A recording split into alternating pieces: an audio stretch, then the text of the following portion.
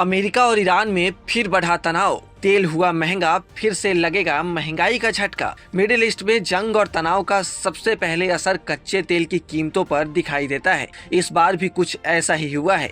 America और Iran के बीच एक बार फिर हालात बिगड़ गए हैं। दोनों देशों की सैन्य कार्रवाई के बाद बाजार में डर का माहौल बन गया है कि कहीं मध्य पूर्व से कच्चे तेल की सप्लाई प्रभावित न हो जाए। इसी वजह से सोमवार को अंतर्राष्ट्रीय बाजार में कच्चे तेल की कीमतों में हल्की तेजी देखने को मिली है।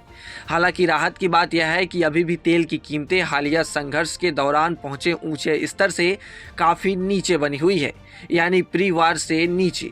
तो फिर सवाल यह है कि आखिर टेंशन कहां है? तो चलिए इसे समझने की कोशिश करते हैं। वीडियो में अंत तक जरूर बने रहिएगा, समझेंगे हर एक पहलू को। सबसे पहले बात कर लेते हैं क्रूड के कीमतों को लेकर। तो सोमवार को अमेरिकी बेंचमार्क WTI क्रूड करीब 0.71% की बढ़त के साथ $69.72 प्रति बैरल तक पहुंच गया। यह आंकड़ा खबर लिखे जाने तक का है।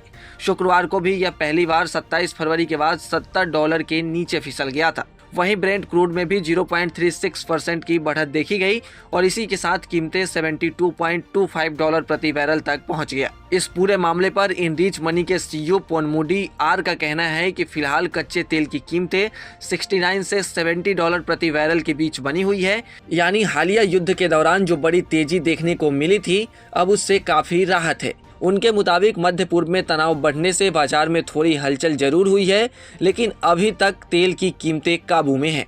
भारत के लिए यह अच्छी खबर है क्योंकि तेल सस्ता रहने से महंगाई और सरकार का आयात बिल दोनों पर ज्यादा दबाव नहीं पड़ता है। टेंशन की शुरुआत हुई है अमेरिका और ईरान के बीच शुरू हुए बातचीत को लेकर।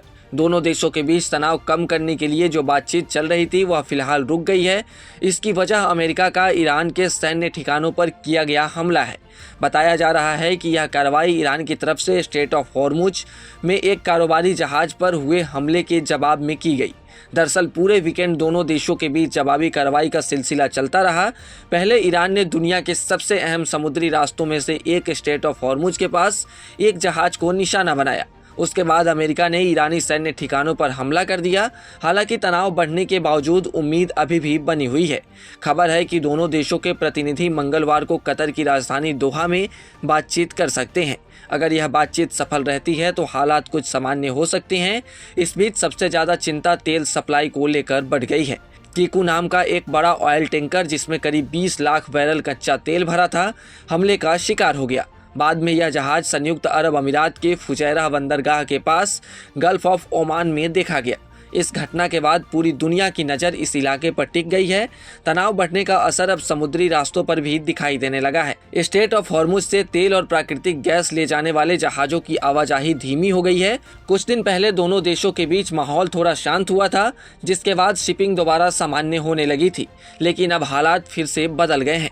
हालांकि अमेरिकी सेंट्रल कमांड का कहना है कि कारोबारी जहाज अभी भी इसी रास्ते से गुजर रहे हैं, लेकिन कई तेल टैंकरों ने खतरे को देखते हुए अपना सफर बीच में ही रोक दिया। जहाज मालिक फिलहाल कोई जोखिम लेना नहीं चाहते। यही वजह है कि फारस की खाड़ी में सैकड़ों जहाज अब भी फंसे हुए हैं और सुरक्षित माहौल का इंतजार कर रहे हैं।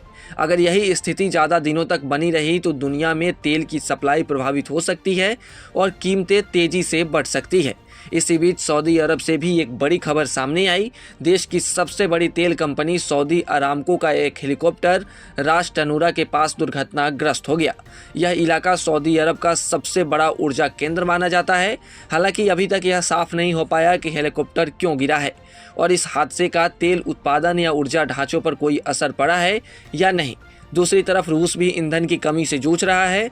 रूसी राष्ट्रपति व्लादिमीर पुतिन ने कहा कि देश में पेट्रोल और डीजल की सप्लाई पर दबाव बढ़ गया है।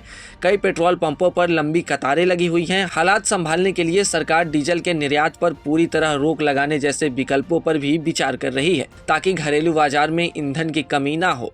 कुल मिलाकर अमेरिका और ईरान के बीच बढ़ता तनाव अभी दुनिया के लिए चिंता का विषय बना हुआ है।